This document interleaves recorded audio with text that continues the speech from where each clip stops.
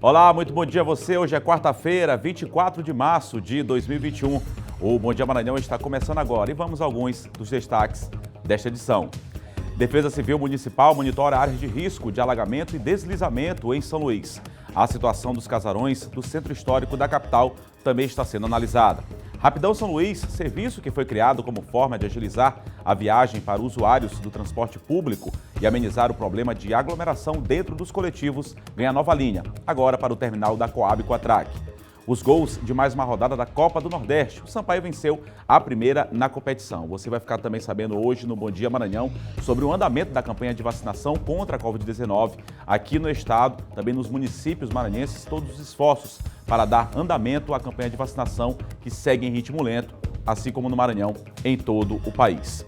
Fique ligado na TV Difusora e tenham um bom dia Maranhão.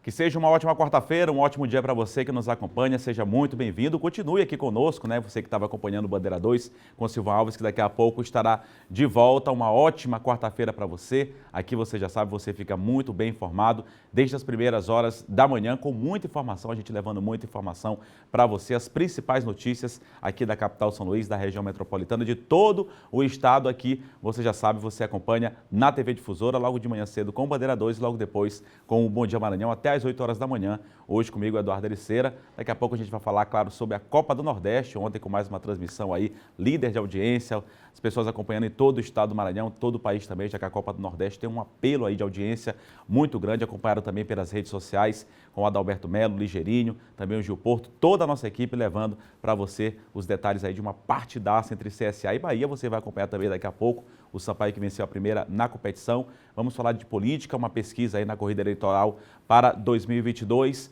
Muita informação aqui, você já sabe, no estado do Maranhão, você que nos acompanha aqui no Bom Dia. Beleza? A gente começa falando sobre essa questão da chuva, né? Por conta disso, a Defesa Civil Municipal, ela vem acompanhando aí a situação, vem monitorando as áreas de risco. Daqui a pouco a gente vai falar sobre esse assunto, mas também fala também sobre a pandemia, a Defesa Civil que está monitorando essas 66 áreas de risco. A gente vai acompanhar agora aqui no Bom Dia Maranhão, de risco aí de alagamento ou deslizamento de terra na capital. As fortes chuvas, como eu disse, também aumentam o risco de desabamento de casarões em São Luís. Atualmente, a Defesa Civil Municipal tem 66 áreas mapeadas com risco de alagamento ou deslizamento de terra. As recorrentes chuvas têm preocupado. No último temporal em São Luís, choveu o equivalente a 100 milímetros da noite de domingo ao início da manhã de segunda-feira. Uma chuva dessa de mais de 100 milímetros, a gente pede para que a equipe se desloque até alguns locais que nós consideramos assim mais preocupantes para a equipe poder acompanhar em tempo real a evolução, quem sabe, de uma área que está alagando, né, de uma encosta que preocupa mais, enfim, o nosso trabalho é esse, e independente de horário, qualquer horário a gente está sempre na comunidade fazendo essa questão do monitoramento. Tem chovido muito em praticamente todo o Maranhão. No centro-norte, aonde se encontra a capital, os índices pluviométricos são elevados em quase todos os municípios. Destaque para São Luís, que já ultrapassou os 530 milímetros de chuva neste mês de março. Outra preocupação na capital maranhense é com os casarões localizados no centro histórico de São Luís. Muitos deles vêm sendo castigados por conta das fortes chuvas ao longo dos anos. Anteontem mesmo nós tivemos um chamado de um casarão que caiu parte da fachada, né? Então, assim, a preocupação é constante com relação aos casarões. Nós da Defesa Civil iremos fazer um trabalho de mapeamento minucioso no período de estiagem aqui, né? A partir de julho nós vamos fazer um trabalho de levantamento de todos esses casarões e o nível de risco de cada um para que a gente possa nos inteirarmos melhor dessas questões ali do centro histórico. Pois é, muita chuva aqui na capital, também na região metropolitana, na Grande Ilha e também no interior do estado. Muita chuva neste mês de março. Agora a gente fala sobre a situação da pandemia. Aqui na capital São Luís ainda é muito grave essa questão de ocupação de leitos, contágio aí. E a Prefeitura e o Governo do Estado vem tomando medidas aí, ações para tentar conter o avanço da Covid-19. E lançado há 2 semanas, por exemplo, o serviço de transporte coletivo, Rapidão São Luís, ganhou mais uma linha, desta vez para o terminal de integração Coab Quatrac. No horário de pico e de grande movimentação por toda a cidade, agora surge mais uma rota do serviço Rapidão. Na Avenida Daniel de Latouche é quase o meio do trajeto. O ônibus articulado sai do terminal da Coab e passa pela Avenida Jerônimo de Albuquerque, Terminal Coama, Via Expressa, Avenida Carlos Cunha, Ponte Bandeira Tribuzzi, Avenida Beira-Mar e finaliza no Terminal Praia Grande. A volta já inclui outras ruas e avenidas como Cajazeiras e Rua Oswaldo Cruz. Serão 8 viagens no horário de pico, entre terminais, com menos paradas e mais agilidade. O secretário da SMTT diz que o objetivo é evitar aglomerações e ajudar no combate à pandemia. Ele proporciona ao usuário uma maior velocidade, ele se desloca mais rápido, com menos paradas. Um serviço que tem se mostrado extremamente exitoso, em face de que ele evita a aglomeração dentro dos terminais, ele leva o passageiro em maior número, mas nós temos o cuidado de não andar com ele em uma lotação muito elevada. Para esta fase, em que a Covid-19 é um desafio, o ônibus sofreu alterações nas janelas. Além da estrutura, é preciso que os próprios usuários do sistema não utilizem o veículo que já estiver acima da capacidade ideal. Os ônibus articulados, eles foram concebidos para funcionar com climatização. Então, as janelas deles eram fechadas, tem alguns que a janela não abre, ela é um vidro único, mas esses que nós estamos operando no sistema Rapidão são ônibus que nós conseguimos destravar as janelas para que proporcionasse a circulação de ar, minimizando essa questão do contágio da pandemia.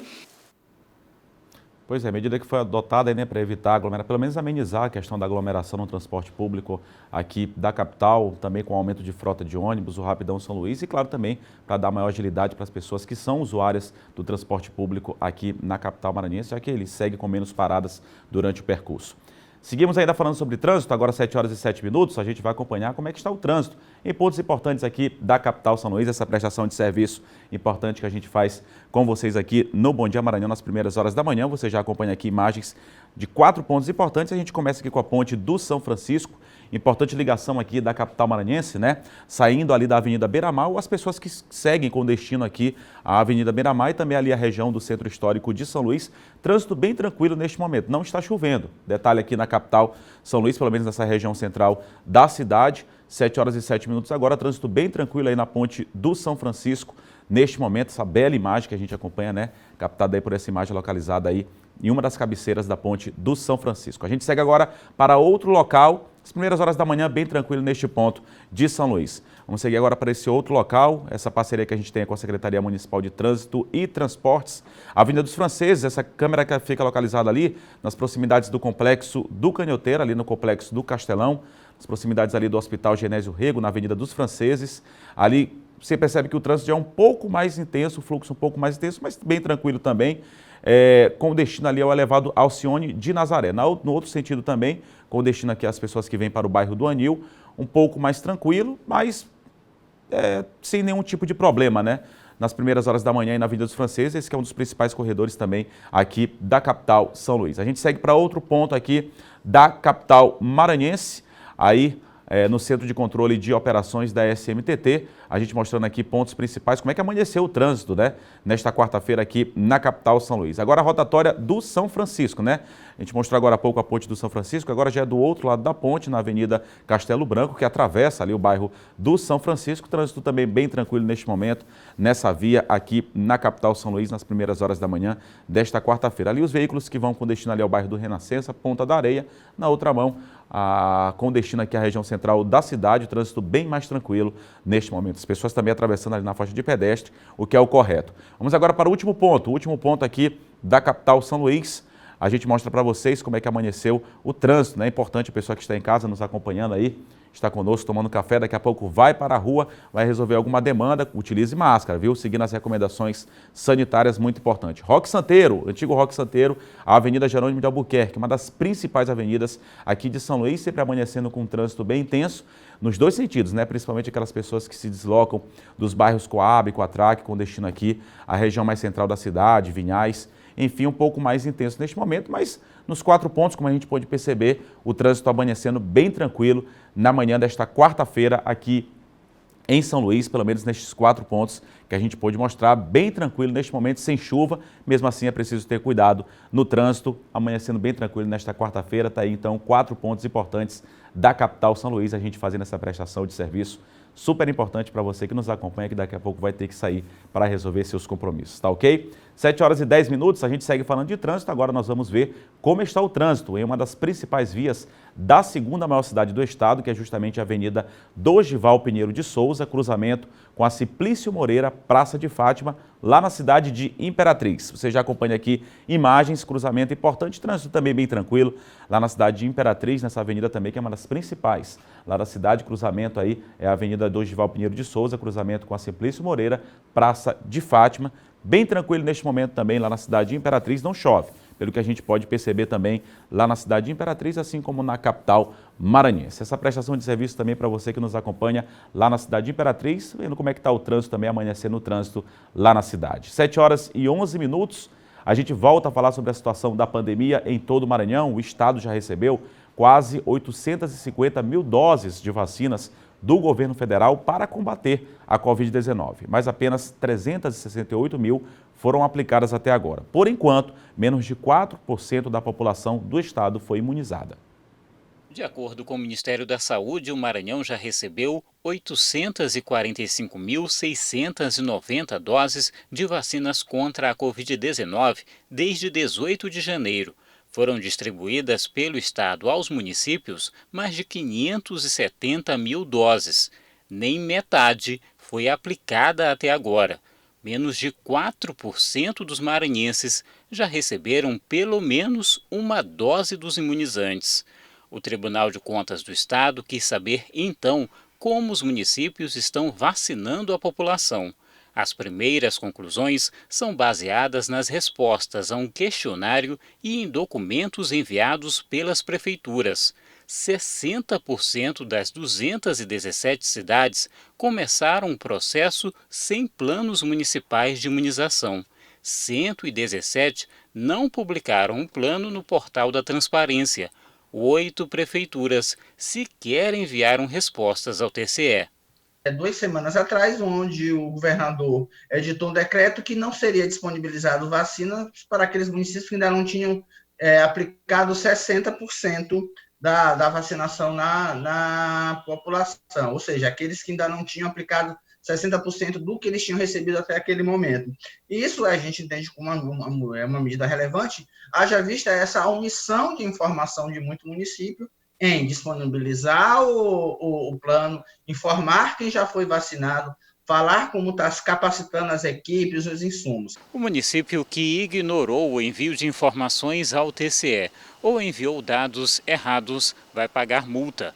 Além disso, vai fazer parte de uma lista que deve ser encaminhada ao Ministério Público, que vai avaliar novas medidas a serem tomadas. A Comissão de Direito em Saúde da OAB no Maranhão também está acompanhando o processo. O Estado fez seu papel na criação do Plano Estadual de Vacinação, vem distribuindo aos municípios essas vacinas. Agora tem que saber se nesse ponto de monitorar e avaliar cada município está sendo efetivamente feito. Pois é, dentro do planejamento do protocolo, né, o governo federal encaminha as vacinas para os estados brasileiros, como o Maranhão, para os outros estados. Os estados encaminham para os municípios, e aí sim os municípios têm que fazer esse cronograma de vacinação, esse planejamento.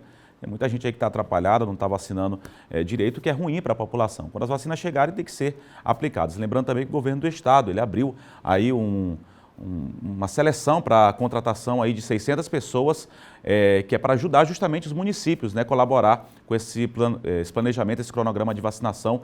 600 pessoas que já vão ajudar, vão para os municípios maranhenses, dentro da Força Estadual aqui de Saúde do Maranhão, para ajudar esses municípios a vacinarem com esse cronograma de vacinação que precisa andar, não é isso? 7h14, a gente acompanha agora os números da vacinação atualizados aqui em todo o estado e também na capital São Luís, ainda falando sobre essa questão de vacinação. Vacinas aplicadas no Maranhão, você já acompanha aqui, 376.650 até agora. Precisa da celeridade, como a gente falou agora anteriormente, ações estão sendo tomadas nesse sentido. Vacinas aplicadas aqui em São Luís, a gente já se aproxima das 100 mil, né? Vacinação aqui em São Luís que tem andado bastante, né? O cronograma já prevê a vacinação até de idosos de 70 anos de idade até a próxima segunda-feira. Então está aí a atualização das vacinas aplicadas aqui no estado do Maranhão e na capital São Luís. 7h15. E foi divulgado nesta terça-feira o novo boletim extraordinário do Observatório Covid-19.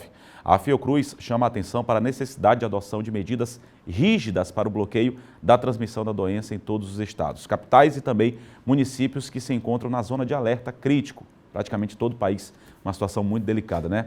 O Eduardo Bueno tem mais informações a respeito deste assunto, participa aqui ao vivo conosco. Bueno, muito bom dia, que informações que você tem? Bom trabalho para você. Oi, Eduardo, um ótimo dia para você, bom dia a todos. A principal recomendação desse boletim extraordinário é a suspensão por 14 dias das atividades não essenciais, uma espécie de lockdown nacional, principalmente nos 24 estados da federação que estão em pior situação.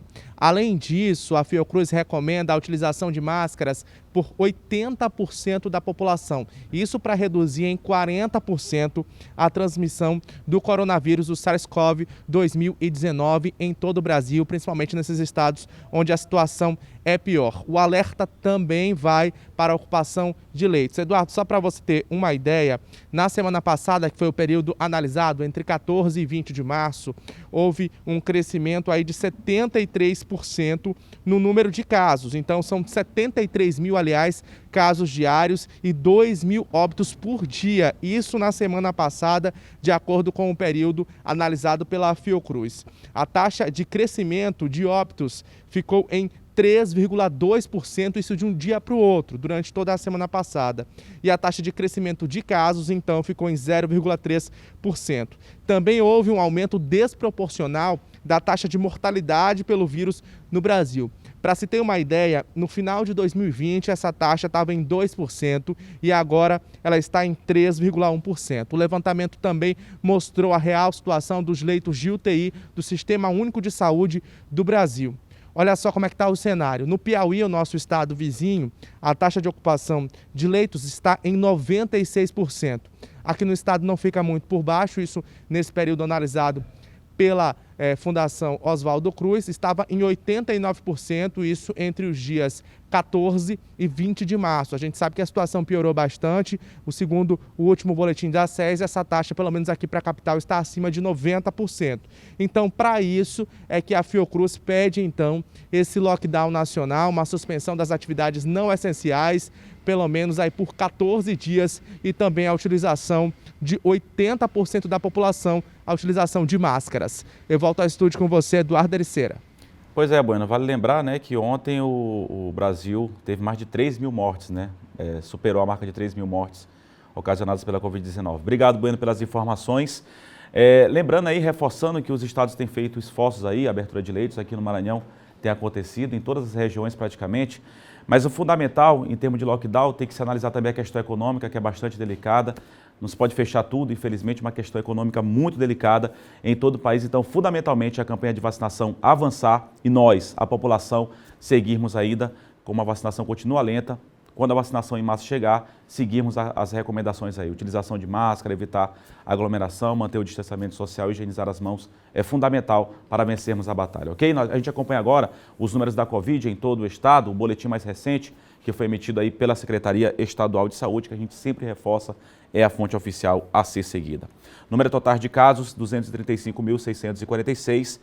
Casos ativos, a gente já se aproxima de 14 mil, cresceu absurdamente nesse mês de março, por isso que é fundamental seguir as recomendações sanitárias. Número de óbitos, lamentavelmente, 5.759. Ontem, como eu já disse, superou a marca dos 3 mil nas últimas 24 horas em todo o país. Número de recuperados, 215.924. Número de novos casos nas últimas 24 horas, 195 na Ilha de São Luís, 99 em Imperatriz, 717 nas demais regiões. Campanha de vacinação aí avançando, mas a gente também tem que fazer a nossa parte, toda a população fazer a sua parte, seguindo as recomendações sanitárias. E a lentidão da campanha de vacinação nos estados brasileiros, no Maranhão não é diferente, tem reflexo direto na ocupação de leitos, como até o Eduardo Bueno trouxe agora há pouco, isso em todo o país. Há mais de um mês que a taxa de ocupação está acima de 85% aqui no Maranhão, mais de 90% em boa parte do estado. Essa equação nada é positiva, ainda acaba esgotando o estoque de insumos e oxigênio do estado. Em 22 de janeiro, o índice de ocupação dos leitos de UTI exclusivos para a Covid-19 era 68,54% na Grande Ilha, 84,38% em Imperatriz e 36,49% nas demais regiões.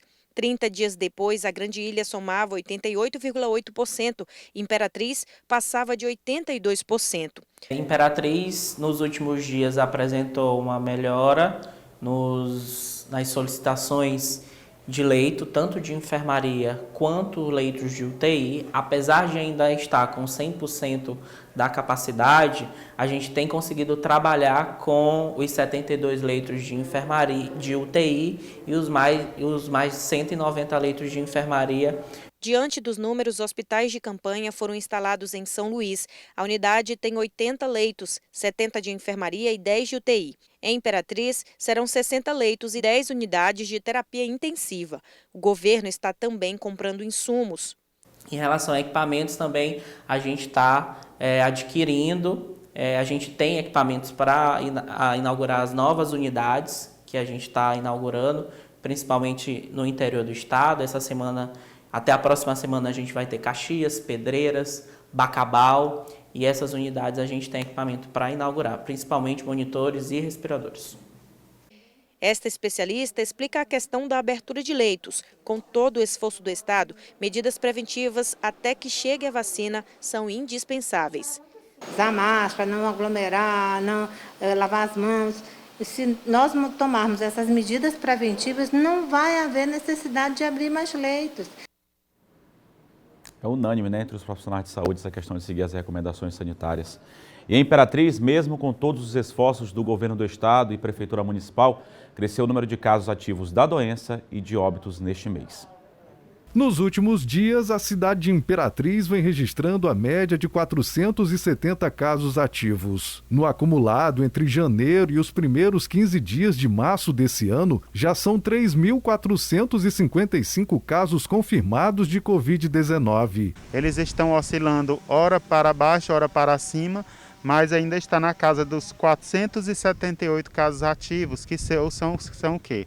Pessoas que estão em tratamento. A situação da pandemia da Covid-19 ainda é bastante preocupante aqui em Imperatriz e os números demonstram essa situação. Só no mês de março, 93 pessoas já morreram por causa da doença. No ano de 2021, 180 pessoas já perderam a luta para o novo coronavírus. O comércio não essencial só pode funcionar com 40% de sua capacidade de atendimento. Estabelecimentos noturnos só podem funcionar até às 23 horas e nenhum tipo de festividade está permitida no momento. O Estado também está fazendo a parte dele, o governo do Estado, o governador Flávio Dino colocou aqui também o hospital de campanha. Então, assim, tudo que está a nossa possibilidade está sendo feita. A gente segue em Imperatriz, agora trazendo informações ao vivo. Quem participa conosco, segunda a sexta-feira, você já sabe, lá na cidade de Imperatriz, é o Geisel Nascimento trazendo mais informações. Geisel, muito bom dia a você, bom dia a todos aí na TV Difusora Sul. Bom dia, Eduardo Aleceira, bom dia para todos aí ligados acompanhando a nossa programação. A gente começa atualizando os números da Covid-19. Segundo o último dado divulgado pela Prefeitura de Imperatriz, 11.382 pessoas estão recuperadas da Covid-19 desde o início da pandemia. Assim, Imperatriz atualiza para 487 casos ativos confirmados em laboratório até ontem, dia 23 de março. 19.542 pessoas vacinadas e um total de 597 óbitos pela doença. Desde o início da pandemia, a cidade registrou um total de 12.466 infectados pelo novo coronavírus. Aí segue o cronograma de vacinação dos idosos aqui na cidade. Será realizado nesta quinta-feira, dia 25, e sexta-feira, dia 26, a aplicação da segunda dose da vacina contra a Covid-19 para os idosos de 87, 86 e 85 anos que já receberam a primeira dose da vacina Coronavac. O cronograma da vacinação foi divulgado ontem pela Secretaria Municipal de Saúde. A aplicação da segunda dose ocorrerá de forma presencial e por meio de drive-thru. Os que optarem para a vacinação de forma presencial devem comparecer na Escola Municipal Maria Francisca Pereira da Silva. A vacinação por meio de drive-thru será realizada na Universidade Selma, como foi organizada em vacinações anteriores.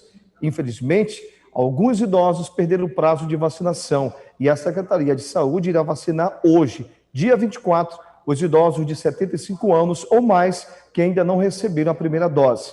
A nova chamada será no mesmo endereço da vacinação desta semana. Esses foram os destaques desta quarta-feira da nossa participação e eu volto ao estúdio na capital com você, Eduardo Ericeira. Obrigado, Geisel. Um grande abraço a você, a todos aí na TV Difusora Sul. Bom trabalho, uma ótima quarta-feira a toda a nossa equipe, claro, os imperatrizenses, toda a região, toda a nossa audiência aí na região Tocantina e, claro, e todo o estado do Maranhão. 7h25, no próximo bloco, uma entrevista aqui no Bom Dia Maranhão com o secretário estadual de Educação. A gente volta já já, agora são 7h25, a gente segue ao rápido intervalo com imagens ao vivo da Avenida Daniel de Latouche neste momento. O trânsito já um pouco mais carregado, que agora há pouco quando a gente mostrou, né? 7h25, Bom Dia Maranhão, volta já.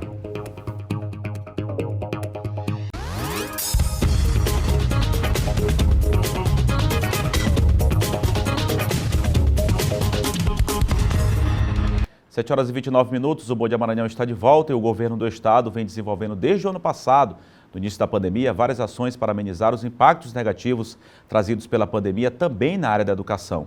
Investimento em canais de comunicação e também acesso à internet estão entre as medidas adotadas. As obras de programas como o Escola Digna, por exemplo, também estão tendo prosseguimento. Para falar sobre esses assuntos, o Bom Dia Maranhão recebe o secretário estadual de Educação, Felipe Camarão. Olá, secretário, muito bom dia. Bom dia, Eduardo. Bom dia a todos que nos assistem. Desejo, em primeiro lugar, saúde a todo mundo. Para todos nós, secretário. A gente começa falando sobre essa situação aí, desses canais de comunicação que foram criados, também essa estrutura de internet que foi dada aos estudantes para tentar, pelo menos, amenizar, como eu disse, secretário, os impactos negativos em todas as áreas. Na educação não foi diferente, não é isso? É isso, Eduardo. Olha, a gente completou, infelizmente, agora nesse mês de março, 1 ano de escolas fechadas. Exatamente no dia 16 de março do ano passado, 2020, o governador Flávio Dino teve que editar aquele decreto suspendendo as aulas presenciais no Maranhão. Depois, em agosto, as aulas presenciais foram liberadas, a rede estadual resolveu continuar de forma remota e, infelizmente, este ano a gente teve que dar uma retrocedida, né? A pandemia está muito grave, eu faço também esse alerta agora como secretário, a pedido do governador para a população, reforço o pedido de uso de máscaras. Eu e o Eduardo não estamos usando aqui porque nós estamos com o distanciamento adequado. Então, distanciamento, uso de máscara, álcool em gel, sabão, é uma doença muito séria. E por isso, a gente está fazendo um trabalho de minimização de danos. O nosso trabalho hoje na educação, pessoal, é minimizar danos pedagógicos aos nossos estudantes. Por isso, o governador Flávio Dino determinou que a gente pudesse garantir aquela palavra que a gente sempre conversa, nós dois, quando a gente tem um bate-papo, uma entrevista, oportunidade. Então, o que é que a gente tem hoje a oferecer para os estudantes da rede pública estadual? Nós estamos com um canal de televisão aberta, com aulas na rádio, com um canal no YouTube. Liberamos um sistema do Google Sala de Aula, o Google Classroom, para todos os estudantes da rede. Oferecemos chips, estamos entregando, literalmente, sem gerundismo, entregando chips com internet para todos os estudantes e professores da rede estadual. Conseguimos alguns tablets, não conseguimos ainda para todos, mas conseguimos alguns tablets em parceria com o Ministério Público do Trabalho. A gente está oferecendo material impresso, porque muitas vezes a pessoa não tem internet no seu bairro, no seu povoado. Então, nesse caso, a gente está garantindo o material impresso para esses Que é a entrega das apostilas, não é isso, secretário? Isso, da apostila, que é o material impresso das apostilas. Nós vamos garantir a entrega da alimentação escolar nesse período. E vamos aproveitar, Eduardo, esse é um grande gancho. Nós vamos aproveitar a entrega da alimentação escolar e outros, entrega de chips também, para fazer a busca ativa escolar. Isto é, fazer com que a escola vá na casa do estudante ou chamar a família do estudante na escola, obviamente com toda a segurança, para que esse estudante não perca o vínculo com a escola, que ele não deixe de frequentar, porque no ano passado, você me lembra, vocês me ajudaram muito nisso, a questão de dizer que não existia aprovação automática, que a pessoa estava achando que sem estudar, sem ir para aula, sem frequentar a aula remota, sem fazer atividade, ia passar de ano. Então, graças a Deus, isso já saiu da cabeça das pessoas. Isso também, secretário, imagino que depende do empenho dos pais e dos próprios estudantes também, não é isso? Fundamental. É isso que a gente... As ferramentas estão sendo proporcionadas, não é isso? É isso que a gente precisa. A gente precisa agora dessa integração. Então, o que a gente precisa agora é que o estudante, ele desenvolva essas atividades. porque sem isso ele não vai garantir sua aprendizagem.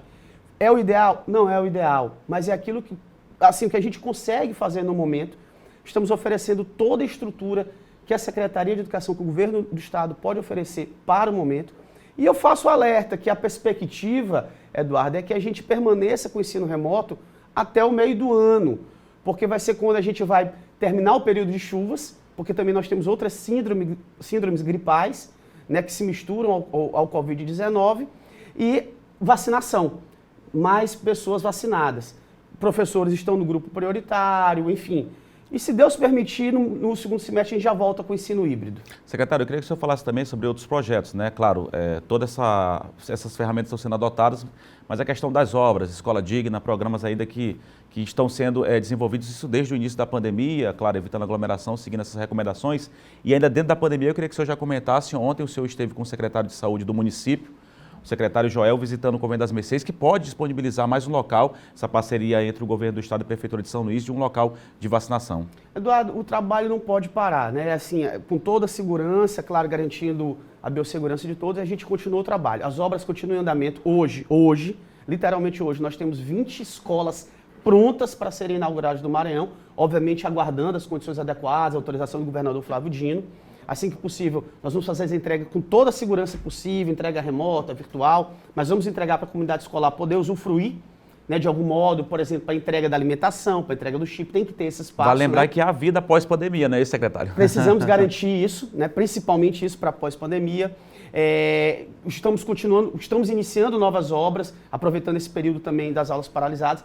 Estamos oferecendo 31 mil vagas de cursos profissionalizantes no IEMA, dentro do programa Maranhão Profissionalizado. Recentemente soltamos editais para cursos de inglês, está aberto, está no site da SEDUC, pessoal, site da SEDUC, do IEMA.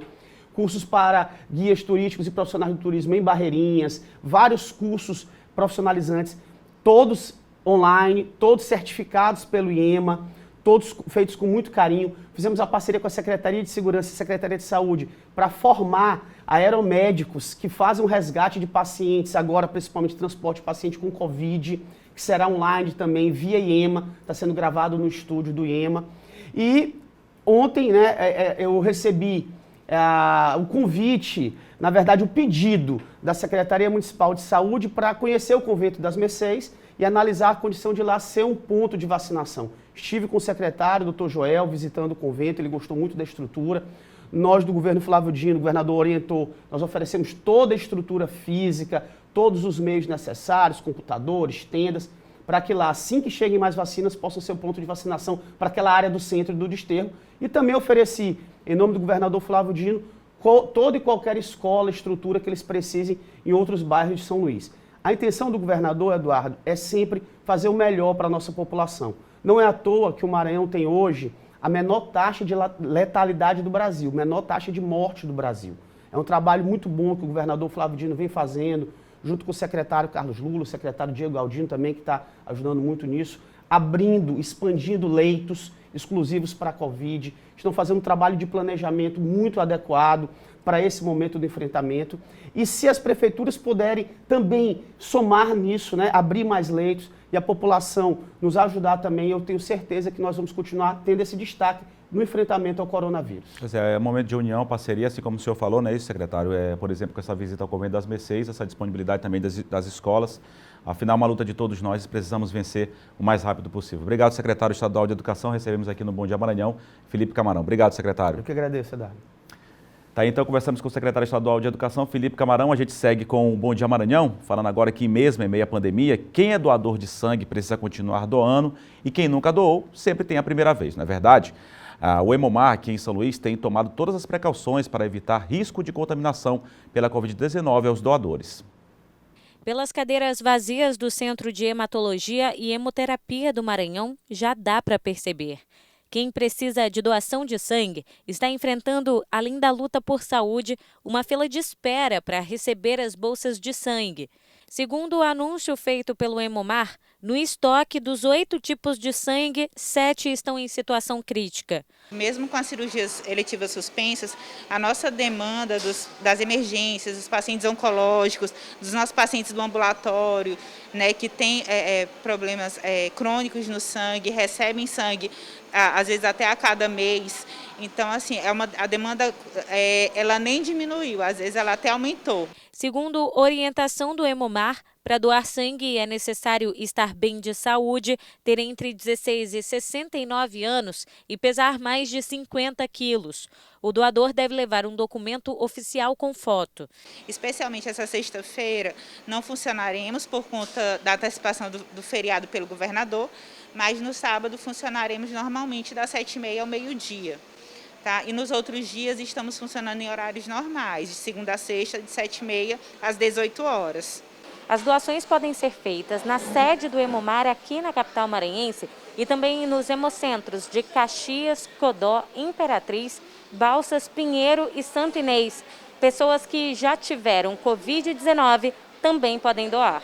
Se ele teve contato com um caso suspeito ou confirmado por Covid, ele deve impedir de vir doar aqui por 14 dias. Pois é, e você que pode doar, faça sua doação, que todo o protocolo sanitário está sendo respeitado no Hemomar. É muito importante nesse momento, tem muita gente precisando de sangue. Vamos agora aqui no Bom Dia Maranhão falar de segurança.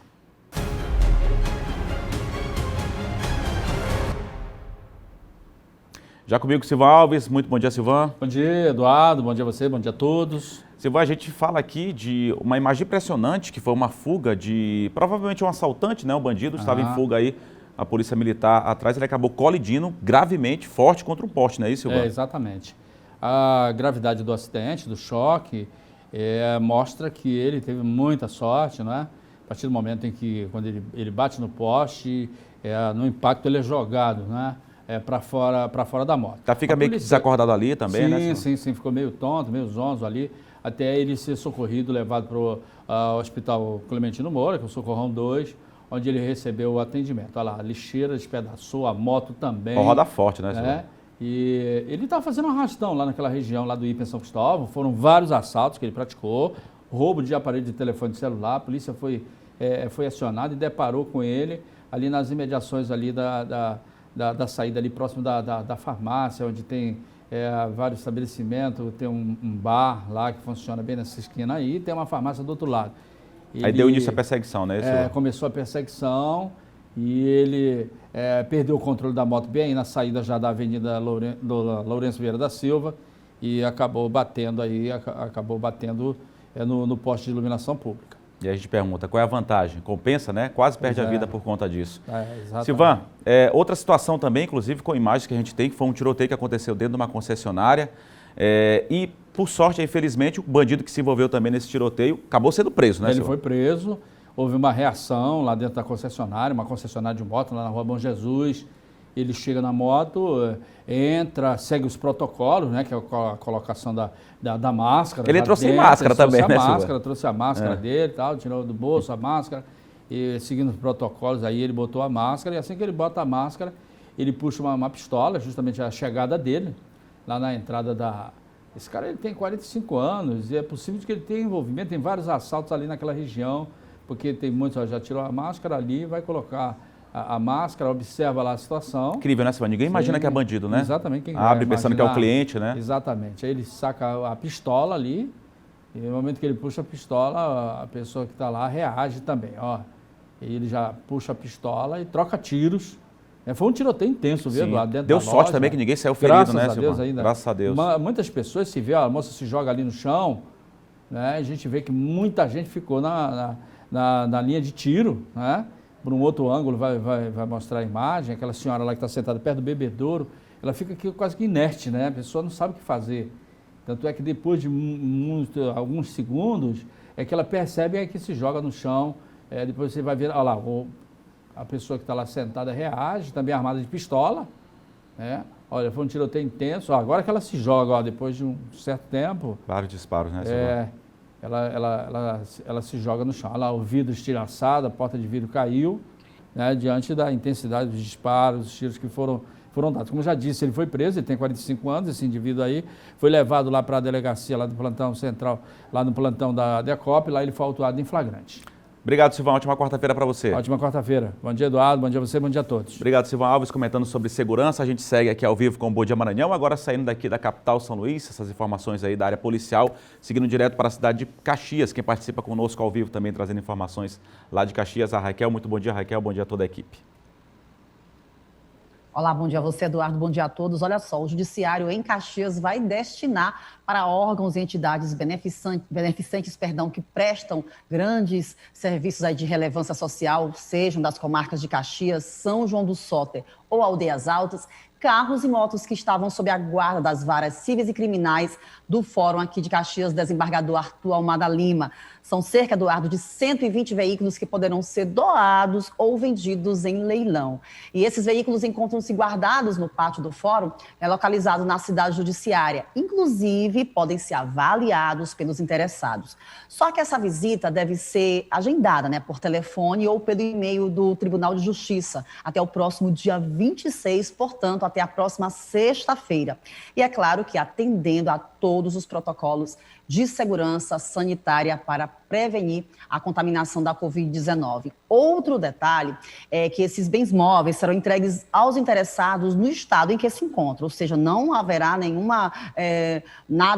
serviço mecânico neles, tá? Já que essa é uma decisão da diretoria do Fórum. Então, as entidades sociais têm um prazo de 10 dias para se manifestarem sobre o interesse em adquirir os veículos. Os veículos que não forem doados devem ser leiloados já no próximo mês de abril, tá? Um leilão que deve ser organizado aí pela Corregedoria Geral de Justiça. Então, agora, por que esses veículos serão doados, não serão destinados? Bom, porque estão guardados nas dependências do Judiciário em Caxias há muitos anos, e foram objetos de apreensão, restituição, penhora e outras situações. E entre esses veículos restituídos, muitos proprietários não retornaram para buscá-los, ok? Então, essa é a informação de hoje. A gente volta com você, Eduardo, desejando uma ótima quarta-feira a todos. A todos nós, Raquel, também toda a equipe aí na cidade de Caxias, claro, a nossa audiência também, a população que nos acompanha em toda a região. E no próximo bloco, pesquisa mostra a intenção de votos, já pensando na corrida eleitoral para 2022, você já vai acompanhar no próximo bloco toda essa pesquisa aqui no Bom Dia Maranhão. E mais, também tem aí a Copa do Nordeste, o Sampaio venceu a primeira na competição e também tem os gols da rodada. Hoje segue com mais jogos aí dessa rodada na Copa do Nordeste, já no próximo bloco você vai acompanhar. A gente volta já já aqui com o Bom Dia Maranhão.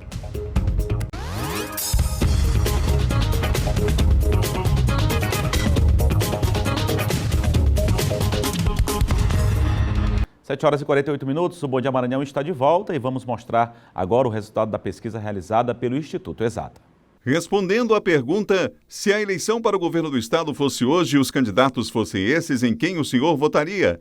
Na estimulada, do cenário A, apresentando o nome dos candidatos, o resultado foi Rosiana Sarney, 30%, senador Everton Rocha, 20%, Edivaldo Holanda Júnior, 10%, Josimar de Maranhãozinho, 7%, vice-governador Carlos Brandão, 6%, Dr. Laésio, 5%, nenhum, branco ou nulo, 9%, não souberam, não responderam, 13%.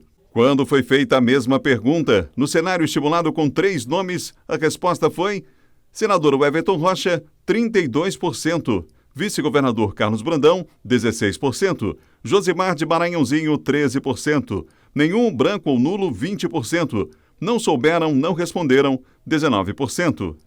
No cenário estimulado com apenas 2 nomes, respondendo à mesma pergunta, se a eleição para o governo do estado fosse hoje, os candidatos fossem esse, em quem o senhor ou senhora votaria? A resposta, 36%, senador Everton Rocha, 20%, vice-governador Carlos Brandão, nenhum, branco ou nulo, 23%, não souberam, não responderam, 21%. A pesquisa também avaliou a rejeição. Quando a pergunta foi se a eleição para o governo do estado fosse hoje e os candidatos fossem esses, quem o senhor ou senhora não votaria de jeito nenhum? A resposta, Rosiana Sarney, 38%, Josimar de Maranhãozinho, 25%, Dr. Laésio, 18%, vice-governador Carlos Brandão, 14%, Edivaldo Holanda Júnior, 13%, Senador Everton Rocha, 13%. Não votaria em nenhum, 9%. Votaria em todos, 14%. Não souberam, não responderam, 6%. Os pesquisadores também perguntaram: a próxima eleição para senador será em 2022, mas, se a eleição fosse hoje, em quais desses políticos o senhor votaria? Flávio Dino, 45%. Rosiana Sarney, 18%. Roberto Rocha, 16%. Josimar de Maranhãozinho, 6%. Otelino Neto, 4%. Nenhum branco ou nulo, 5%. Não souberam, não responderam, 6%. A mesma pergunta foi feita no cenário B com 3 nomes. Flávio Dino aparece em primeiro com 52%, Roberto Rocha, 22%, Josimar de Maranhãozinho, 9%, nenhum branco ou nulo, 10%, não souberam, não responderam, 7%. Se a eleição para presidente da República fosse hoje, e sendo esses os candidatos, em quem o senhor ou senhora votaria? Lula, 69%, Jair Bolsonaro, 16%, Ciro Gomes, 6%, Sérgio Moro, 4%, Dória, 1%, nenhum branco ou nulo, 3%, não souberam, não responderam, 1%. A pesquisa também avaliou o governo Flávio Dino. Aprova, 63%, não aprova, 33%, não sabe, 4%. A gestão do presidente Jair Bolsonaro também foi avaliada. 27%, aprova, 69%, não aprova, 4%, não sabe. A pesquisa exata foi realizada de 11 a 14 de março. Foram ouvidas 1.403 pessoas em todo o estado e a margem de erro é de 3,2%.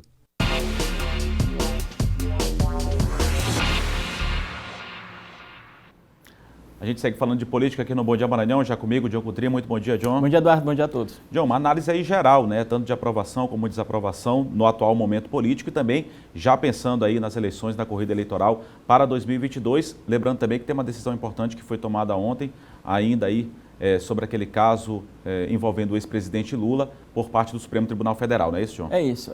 No tocante, Eduardo, a pesquisa que foi feita no Maranhão, importante destacar, em todo o Maranhão, né? Não foi só São Luís e municípios da Ilha, Imperatriz, não, foi em todo o Maranhão. No Maranhão, isso, no Maranhão, exatamente. Essa pesquisa mostra o seguinte: primeiro, a Rosiana aparece na frente porque ela já tem, né, já foi candidata várias vezes e sempre tem esses 30%. Você pega, né, a última eleição, por exemplo, que a Rosiana disputou com o governador Flávio Dino, ela sempre teve 30%. 29, 30, 29 e 30, acabou a eleição com esse mesmo percentual. A gente sabe que a Rosiana não vai ser candidata, vai ser candidata a deputada, acho que é federal, creio que é federal. Então, tirando a Rosiana do cenário, com esses 30 que ela sempre tem, que é do Grupo Sarney no estado, né, que lidera o senador Everton. Né? O senador Everton lidera a pesquisa para o governo do Maranhão e com uma diferença boa em relação, digamos assim, a seu concorrente dentro do grupo do governador Flávio Dino, ou seja, pela pesquisa, o senador Everton tem o dobro de intenções do Carlos Brandão, né, nessa pesquisa da Exata. Ou seja, o Everton ainda tem uma margem boa em relação ao seu principal concorrente dentro do grupo do governador Flávio Dino, para quem será o escolhido aí até o final do ano, o nome do governador para o governo do estado. Outro detalhe interessante é que aparece o Laésio. Né? O Laésio, pelo que talvez eu entendo, aí ele agrega um pouquinho dos votos bolsonaristas. Né? O Laésio agrega um pouco dos votos bolsonaristas, parece com 5%. Não é?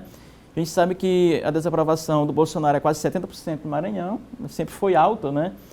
Mas agora, diante da crise, aumentou ainda mais. Então, esse é o cenário. Para o Senado, há um amplo favoritismo do Flávio, né? Do governador Flávio Dino, dificilmente aí ele perderia as eleições hoje. Não é? Caso ele siga por esse caminho também. Caso né? ele siga por esse caminho do Senado. Acho que talvez nesse momento ele não tenha nem concorrente, não é? Mas não se pode desprezar também os outros nomes, mas hoje o Flávio é o favoritismo.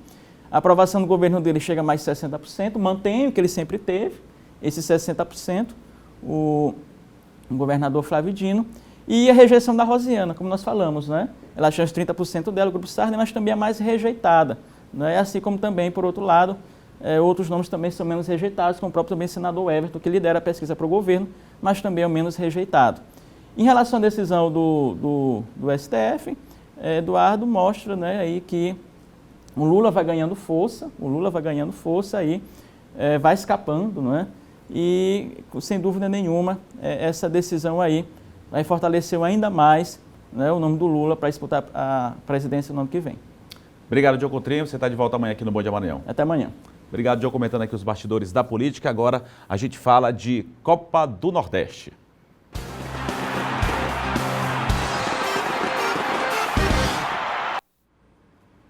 E o CSA derrotou o Bahia na noite desta terça-feira no estádio Rei Pelé pela 5ª rodada da Copa do Nordeste, diante de um tricolor que trocava passes ineficientes, errava incessantemente na saída de bola, chegou a perder até pênalti na partida. O Azulão aproveitou 2 falhas defensivas adversárias, ambas do goleiro Douglas do Bahia, para vencer pelo placar de 2-0 com gols de Della Torre e Marco Túlio. O Bahia ainda chegou a perder um pênalti, como eu disse, com o Rodriguinho, que chutou no travessão.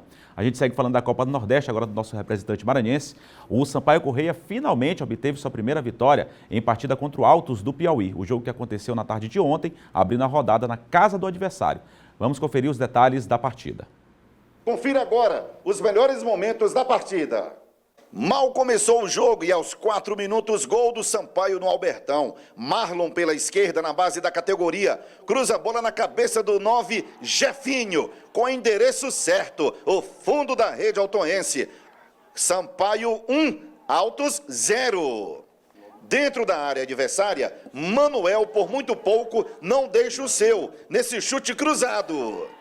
Lance polêmico no Albertão. A bola chega na esquerda para Manuel. Ele vê Betinho, ajeita e a zaga alivia do perigo no lance duvidoso. Placar do primeiro tempo, Sampaio 1, Altos 0. Altos voltou mais determinado para o segundo tempo. No lance do 11, Clenison, o goleiro do Sampaio teve que sair da meta e quase se dá mal. Clenison ainda conseguiu cobri-lo, mas a bola saiu. Na enfiada de bola para Ferreira, se antecipa Marcelo para defender. O Sampaio quase aumenta o placar, com Jajá, camisa 17, deixando o goleiro Marcelo batido no lance. Sorte, essa bola não entrou.